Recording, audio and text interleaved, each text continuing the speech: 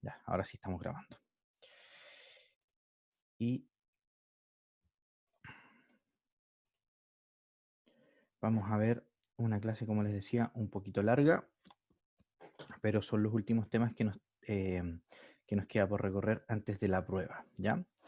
Hoy día vamos a ver temas relacionados con lo que es la epidemiología. Como siempre partimos con unas definiciones de lo que significa el concepto, ¿no es cierto? Básicamente la OMS lo define eh, como un estudio de la distribución y de los determinantes del estado o eventos, que serían las enfermedades propiamente tal, relacionados con la salud y la aplicación de estudios de control de enfermedades y otros problemas de salud. ¿Ya? Básicamente lo que hace la epidemiología es determinar eh, el concepto de enfermedad, determinarlo como dónde sucede, cómo prevenirlo, cómo evitarlo, cómo eliminarlo. ¿Ya? Rich en el 79 da otra definición diciendo que es una ciencia que estudia la dinámica de la salud, ¿ya? ¿Dentro de dónde? Dentro de una población, no dentro de un individuo, porque aquí lo que se quiere ver es un colectivo, ¿ya?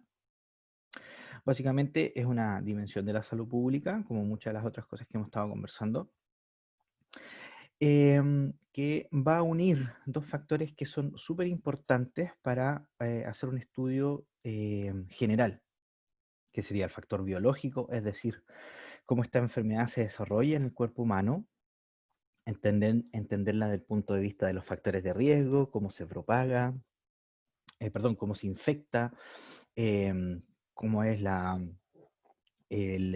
todo el desarrollo en el ser humano, y los factores sociales que serían el cómo esto se propaga en la población, qué determinantes sociales em, se, se ven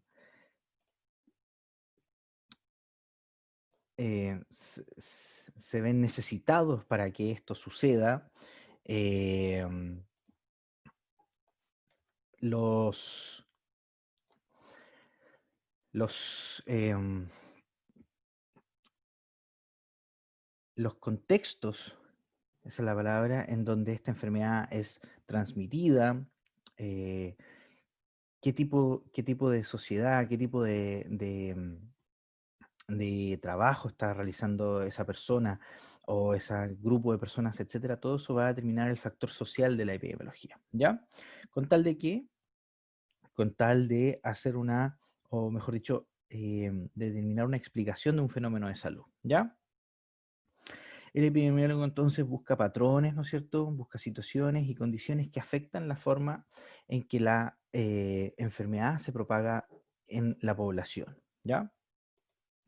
Los objetivos son variados, se los quise resumir en estos 9 puntos. Básicamente define los problemas más importantes de una población. Eh, cuando, cuando una enfermedad tiene poca prevalencia, la verdad es que no se convierte en un problema de salud pública, si bien sí es un problema, pero cuando afecta tan poca parte de la población, se considera poco relevante, ya para las políticas de salud, para los recursos, etc. Permite describir la historia natural de la enfermedad, determina etiología y factores de riesgo, predice la tendencia de la enfermedad, es decir, cómo esto va a propagarse, determina si la enfermedad es o no un problema de salud y si este es prevenible o es controlable, determina las estrategias de intervención, evalúa, ¿no es cierto?, cómo esas estrategias han sido aplicadas, cuantifica los beneficios conseguidos a través de esas estrategias, ¿no es cierto? Y finalmente produce evidencia que permitirá en el futuro crear modelos epidemiológicos, estrategias de control, ¿no es cierto? Y también una base teórica para que los científicos, el investigador propiamente tal del laboratorio u otros epidemiólogos puedan tener la base para estudiar lo que va a ir sucediendo en el futuro, ¿ya? Em, Generalmente se,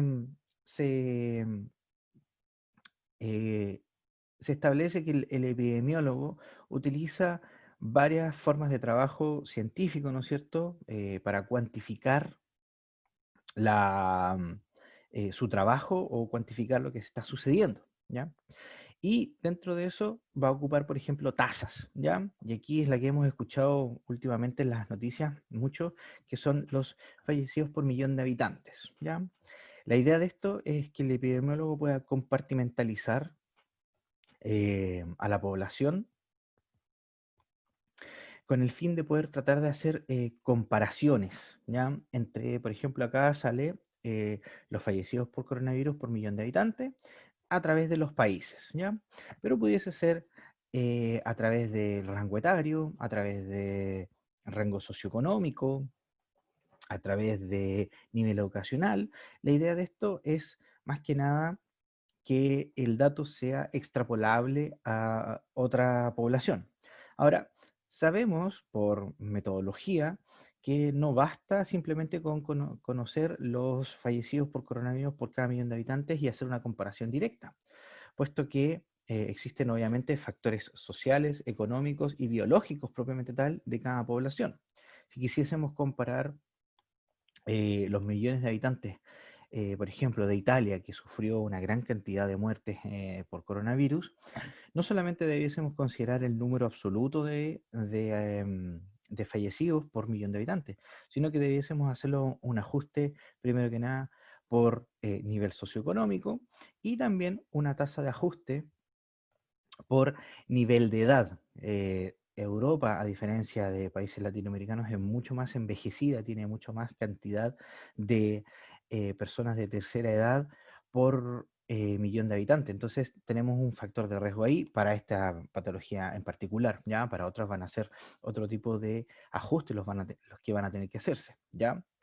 Entonces, no es simplemente conocer una tasa y hacer una comparación. ¿Te permite hacer una comparación? Sí, pero hay que tener cuidado como cuándo comparamos y cómo comparamos, ¿ya? No podemos generalizar situaciones europeas y compararlas directamente con situaciones latinoamericanas, donde no tenemos un servicio de salud al nivel europeo, donde no tenemos los niveles de educación, menos de nivel de educación en salud, comparables con la población general europea. Otro factor sería el factor etario, ¿no es cierto? Nosotros tenemos una pirámide donde todavía la base es un poquito más amplia que el ápice, versus Europa, donde derechamente la pirámide ya no existe y son un rectángulo, ¿ya? Entonces, insisto, te puede servir para comparar, pero no es el fin de las comparaciones. Hay que tener mucho cuidado con eso y uno como personal de salud tiene que ser súper responsable, ¿ya? Otro, em, otro dato que ocupa mucho el epidemiólogo son las prevalencias, ¿ya? Básicamente se le da el prejuicio de que este sería el único dato que ellos ocupan, pero realidad es que si bien se ocupa mucho, todas las ciencias lo ocupan, solamente que aquí se nota más, ¿ya? La prevalencia básicamente son los casos antiguos y nuevos de un tipo de enfermedad en un tiempo determinado. Es decir, em, tanta diabetes, o sea, tantos pacientes diabéticos en la región de los lagos en 2015, ¿ya? Entonces se toman todos los casos que presentan positivo a la enfermedad y se contabilizan y uno lo puede presentar como porcentaje, como sale ahí, 60, 80%, etcétera, o se puede presentar como número absoluto, es decir, 4.000 personas y bastaría con eso, ¿ya? Pero de repente se confunde eh, el dato prevalencia con el dato incidencia, que también es un dato muy ocupado por los epidemiólogos. Y la incidencia van a ser solamente los casos nuevos, ¿ya? Para hacer la diferencia, por ejemplo, les puse acá la incidencia de diabetes mellitus tipo 1 y va a salir un número, que es la cantidad de habitantes que, em, por cada 100.000 habitantes, ¿no es cierto?, que surgieron ¿cuándo? En un año particular, ¿ya? Entonces van a ser, mejor dicho, solamente los casos nuevos que hubieron ese año, sin contar los casos acumulados de los años anteriores, ¿ya? Por lo tanto, en este caso la prevalencia siempre va a ser, o debiese ser, más que la incidencia, ya que la prevalencia tiene datos antiguos y datos nuevos. En cambio, la incidencia solamente van a ser los datos nuevos, ¿ya? ¿Por qué son importantes estos datos? Porque nos van a decir básicamente cómo se está comportando cierta patología y cómo se está comportando nuestra propia población. Eh, si, por ejemplo, tenemos mayor prevalencia de enfermedades infectocontagiosas, esto va a estar determinado, o sea, puede estar determinado por ciertos factores socioeconómicos o de evolución de la propia población, versus una prevalencia más a enfermedades crónicas. Esto generalmente se da en países de mayor ímpetu económico, con estados de salud mejores. Se da también con países que tienen una longevidad mayor, o sea, tenemos más ancianos, por lo tanto ya no tenemos las enfermedades con las que te mueres joven, sino enfermedades con las que te mueres de viejo, pues, entre comillas, en todo caso, ¿ya? No es bueno generalizar ni tampoco hacer prejuicios. Por lo tanto, hay que tener cuidado con estos valores, hay que tener siempre la inteligencia de ver un poquito más allá y por las clases que yo les he mostrado y por la evidencia que existe alrededor, siempre hay que tener en consideración los determinantes sociales de la salud, dentro de ellos edad, género, eh, la situación socioeconómica, la situación política de cada país, etcétera, ¿ya? Recién cuando uno tiene todos los factores armados y complementados, recién uno pudiese hacer una comparación relativamente real o cercana a la realidad, ¿ya? Dentro del campo de la epidemiología se está conversando hace un tiempo atrás de dos tipos de epidemiólogos, ya de dos tipos de investigadores, uno que va a ser de campo y otro que va a ser social. ¿Y cuál va a ser la diferencia? Eso lo vamos a ver a continuación, ¿ya? Básicamente son dos ramas, son dos formas de ver eh, el problema, y el problema es la enfermedad. Cuando hablemos de problema o factor, vamos a hacer una asociación directa con lo que es la enfermedad o los factores que implican el desarrollo de dicha enfermedad, ¿ya?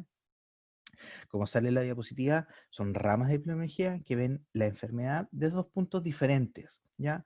Confluyen en la idea de determinar su origen, pero de nuevo divergen en cómo eliminar dicho origen. El epidemiólogo de campo se va a centrar básicamente en la enfermedad propiamente tal como se desarrolla en el individuo y en el colectivo, básicamente un colectivo pequeño, ya estamos hablando o se quiere hablar de un trabajo directo en terreno. Por lo tanto, estaríamos hablando de poblaciones determinadas, por ejemplo, por un municipio, una ciudad, una región bastante más pequeña, que la epidemiología social, que es lo que pretende, es buscar el origen, pero el origen determinado respecto a los determinantes sociales de salud. Es decir, cómo todo lo que no es el concepto de salud, todo lo que es edad, género, factores socioeconómicos y todo lo que hemos visto en varias ocasiones, determina el estado de salud de no de la persona, de la población, ¿ya? Entonces aquí les hice algunas comparaciones, ¿no es cierto? El epidemiólogo de campo es el que trabaja en terreno, ¿ya? Se establece que el que está trabajando directamente sobre la persona busca controlar la enfermedad. En este sentido, la epidemia del coronavirus da ejemplos claros de cómo el trabajo epidemiológico es de vital importancia, muchas veces relegado un poquito en la salud pública o en la salud o las políticas de salud, mejor dicho, ¿ya? Busca, como dice ahí, controlar la enfermedad, busca hacer freno a las epidemias, prevenirlas, evitar los brotes cuando ya sabemos cómo una enfermedad ocurre. Por ejemplo, cada cierto tiempo hay brotes de ébola. Lo bueno es que la población ya está educada, sabe o se pretende que ellos sepan cómo hacer un aislamiento correcto de los pacientes positivos para que obviamente no se propague la enfermedad, ¿ya?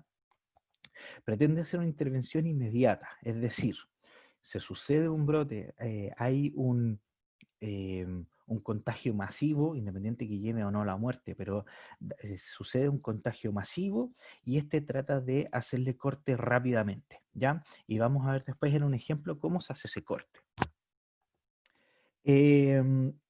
Hay factores, o mejor dicho, busca los factores de riesgo de la persona propiamente tal.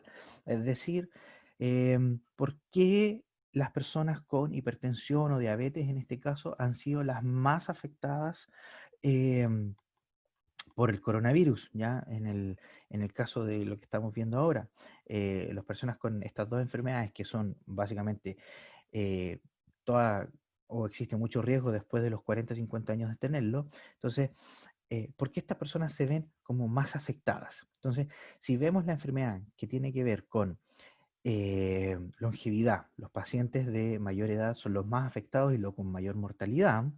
Estos también son pacientes que además tienen diabetes. La diabetes generalmente viene acompañada de hipertensión. Entonces ya tenemos tres factores de riesgo que están incidiendo de forma directamente sobre el individuo. Eso lo multiplicamos por muchos individuos, ya tenemos un colectivo. ¿Ya? Y va a buscar cómo esos factores, diabetes, longevidad y hipertensión, se confabulan en contra del paciente y en contra del colectivo, en el sentido de cómo va a determinar el progreso de esa enfermedad. ¿Ya? Se dice que hay un predominio de la práctica sobre la teoría, sin embargo, yo lo considero esto un poco inválido. ¿Ya?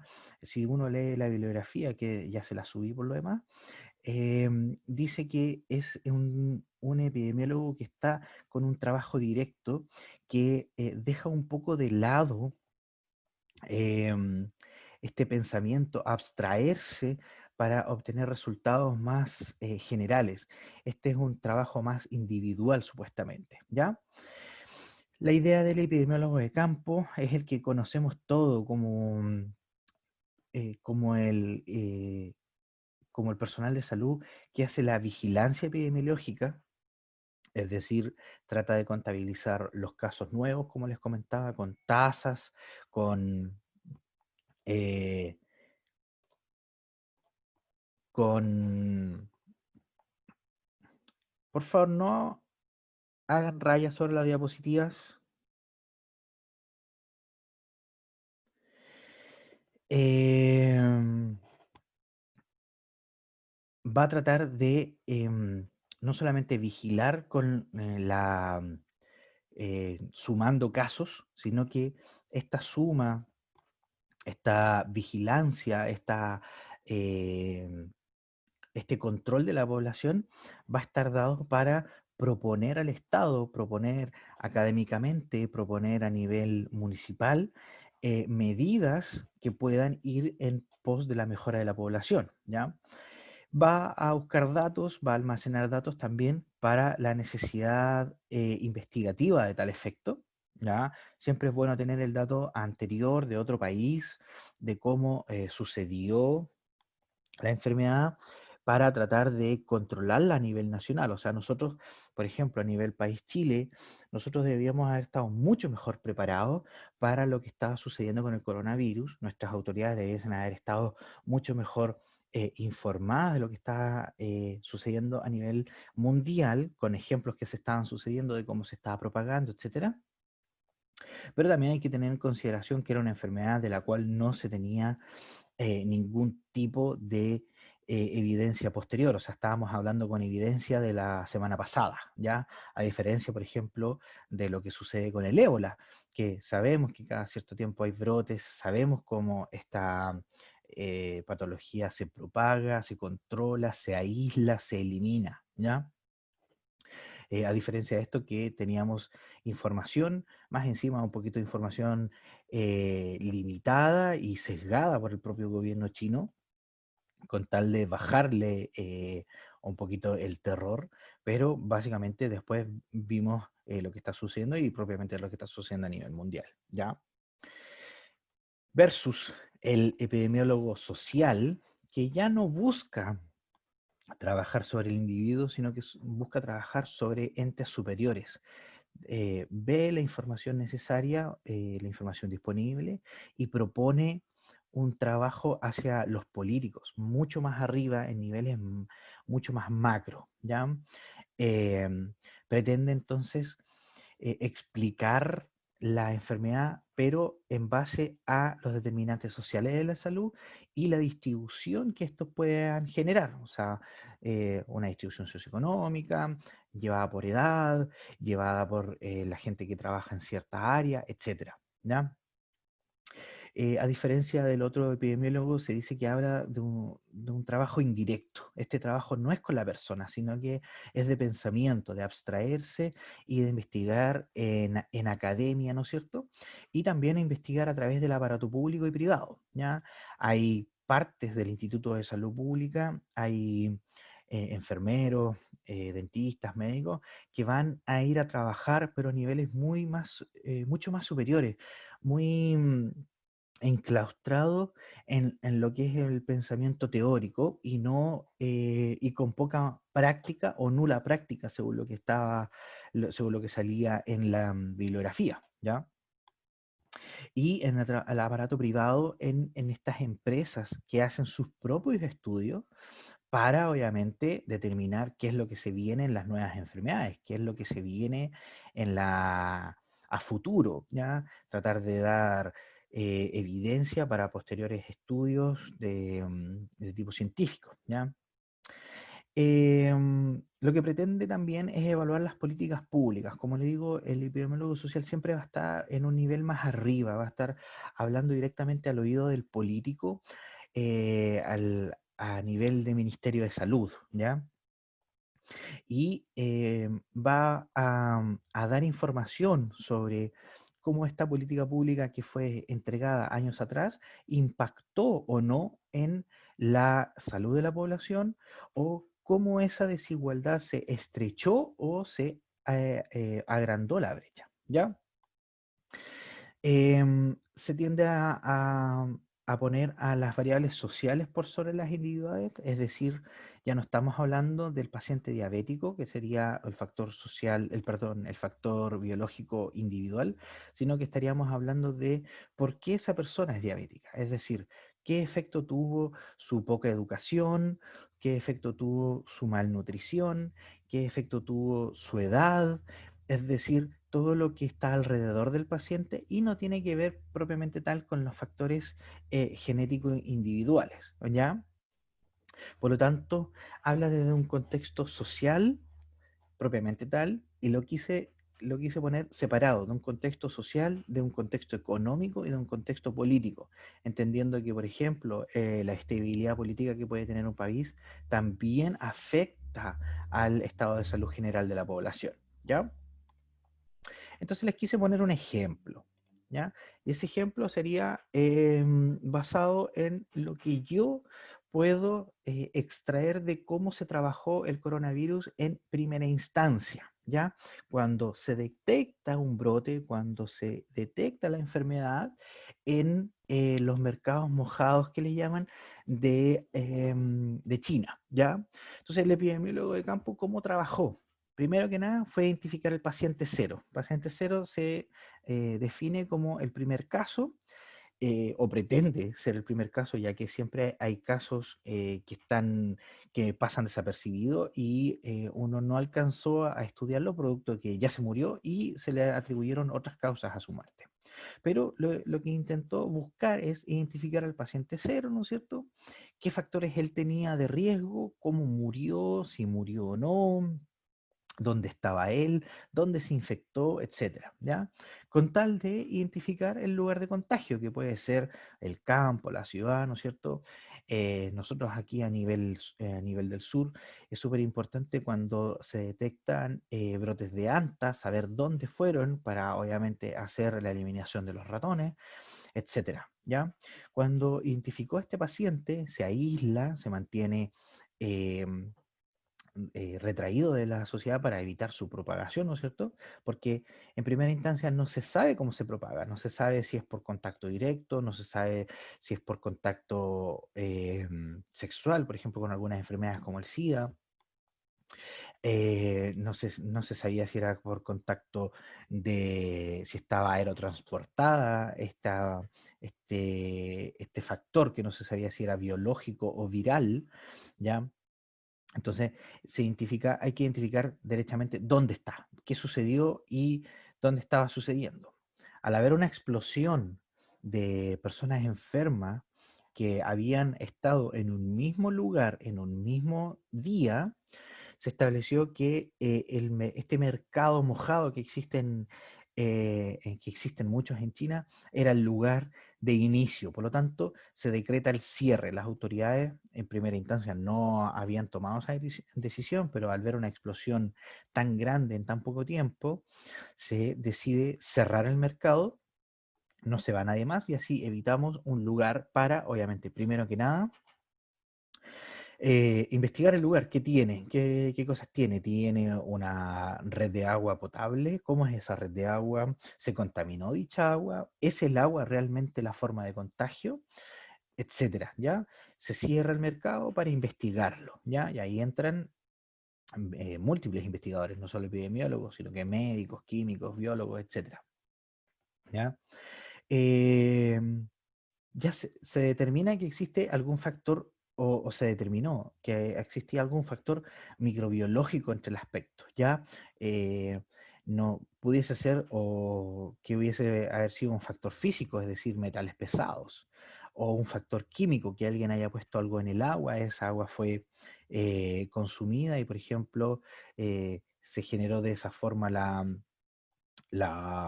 enfermedad, pero no, se estableció que era algo que tenía que ver con la biología, algo viral o algo bacteriano, ¿ya? Se determina que el epidemiólogo, por decir así, da el paso A, ¿ya? Pero quien investiga obviamente van a ser químicos, van a ser biólogos, van a ser médicos, etcétera, quien esté ahí en el laboratorio tratando de buscar eh, dicho factor, ¿ya? Bueno, se identificó esta parte que sí era microbiológica, se determinó que es un virus que pertenece a la familia de los coronavirus, que tiene una propagación de contacto, ¿no es cierto? En primera instancia se habló de un método de propagación aerotransportado, es decir, el virus está en el ambiente, lo cual lo hace ultra peligroso porque ahí es muy difícil de evitar su propagación.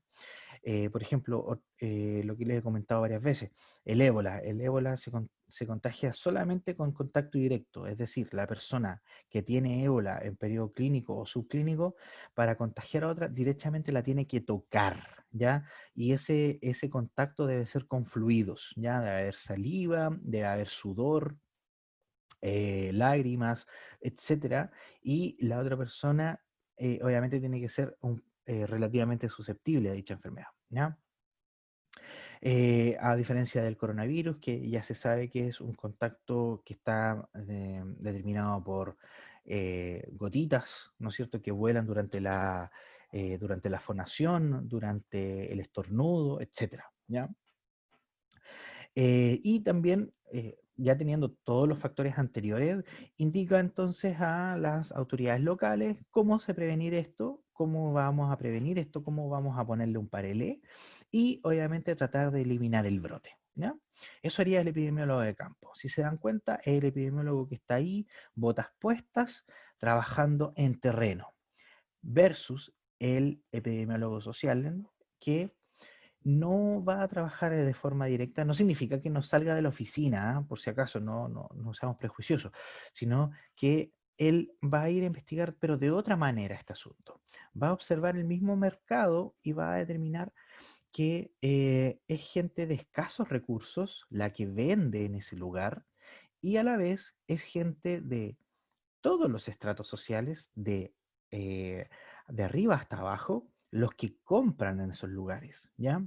¿Qué van a comprar? Van a comprar animales exóticos como murciélagos, que se habló en algún minuto, patos, distintas razas de ellos, hurones, se ha visto que venden, tortugas de diferentes clases, ¿no es cierto? Todas esas comidas que uno pudiese decir, o nosotros bajo nuestro contexto latinoamericano, no estamos acostumbrados a comer, ¿ya? Y de que, por ejemplo, ¿cómo se vendió todo eso? Si ustedes ven los documentales que hay sobre los mercados mojados, se ve que las jaulas de animal con animal están apiladas una sobre otra, donde las fecas caen desde la altura hacia abajo, acumulándose, dándose obviamente vectores de enfermedad muy agresivos, ¿ya? También observa cómo se está trabajando. O sea, es gente que si bien está todos los días ahí, 6 de la mañana hasta las 8 de la noche, incluso más, es gente de esfuerzo la que está vendiendo, gente con pocos recursos, que también tiene pocas formas de trabajo. O de un trabajo muy distinto a lo que nosotros pudiésemos ver. Si nosotros vamos a algún mercado, nosotros vamos a ver siempre alimanes muertos, nosotros vamos al mercado y vemos el pescado ya desmenuzado, se le quitaron las vísceras, etcétera, frente a lo que se ve en los países asiáticos, donde si uno quiere ir a comprarse un pollo, el pollo está ahí vivo y lo matan frente a ti, ya está fresco supuestamente, pero a la vez hay que tener mucho cuidado porque esos animales están muy hacinados, hay mucho animal muerto dentro de las jaulas, etcétera. Entonces, se dan otras situaciones, ¿ya? No busca una etiología, por lo tanto, microbiológica, sino que social, de qué contexto parte todo esto. Es decir, vemos a una población empobrecida que trabaja en los campos, que lleva a duras penas su trabajo a la ciudad, eh, llevan estos animales hacinados con muy pocas medidas de seguridad, lo venden vivo o lo matan ahí mismo, ya con poco control de lo que sería, derechamente no hay cadena de frío, ya cosas que otros países ya han determinado necesarias para controlar enfermedades no solamente infectocontagiosas, sino que eh, enfermedades totalmente prevenibles, ¿ya? Va a determinar entonces las condiciones sociales que llevaron a la mortalidad de esa población. Es decir, ¿fueron los más chicos, los jóvenes los que murieron? No, se determinó que eran las personas de mayor edad, ¿ya? Los más longevos, que también en países asiáticos son una de alta cantidad, ¿ya? Y va a proponer, o lo que debiese proponerse es, por ejemplo, a nivel social, a nivel político, es decir, miren, ¿saben qué? Los mercados mojados vamos a tener que cortar con esa cosa, vamos a tener que hacer programas de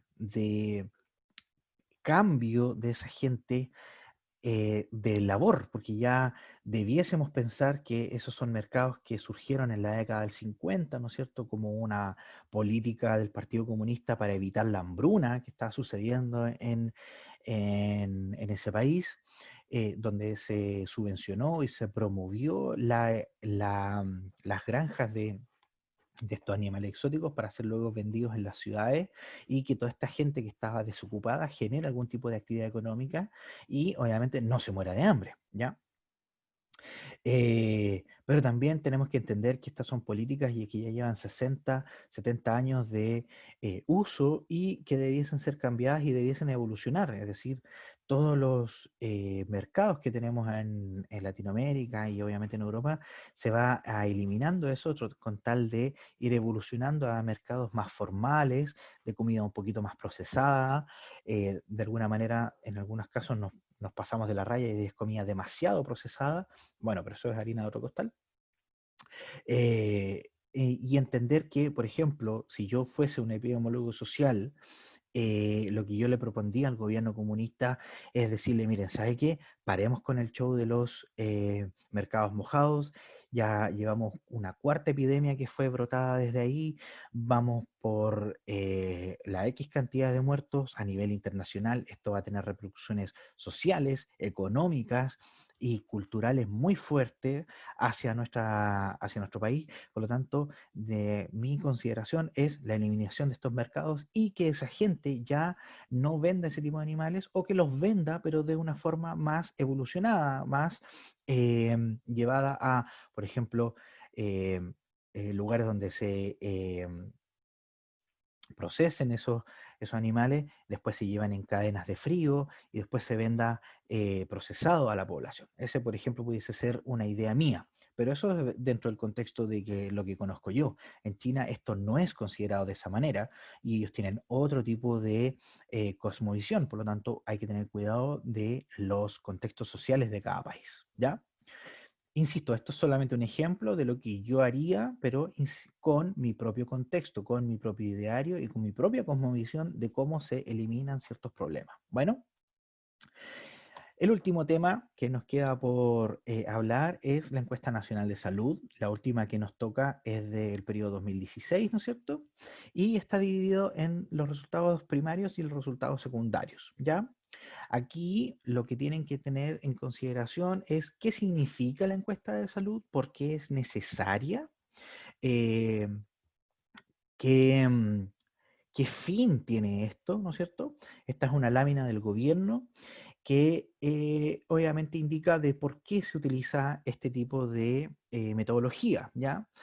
La idea de cualquier tipo de encuesta va a ser determinar, en este caso, cuál es nuestra enfermedad, cuál es nuestra mortalidad, cuál es la morbilidad de dicha enfermedad, qué secuelas nos dejó y cómo vamos a tener que trabajar eso a futuro. Porque si tenemos un país con enfermedades infectocontagiosas, no es lo mismo trabajarla que con un país que ya ha migrado o ha hecho la transición epidemiológica a enfermedades de tipo crónicas, ¿ya? Entonces, es importante este tipo de de encuesta para hacer los ajustes en los factores de salud necesarios para, obviamente, crear políticas públicas, ¿ya?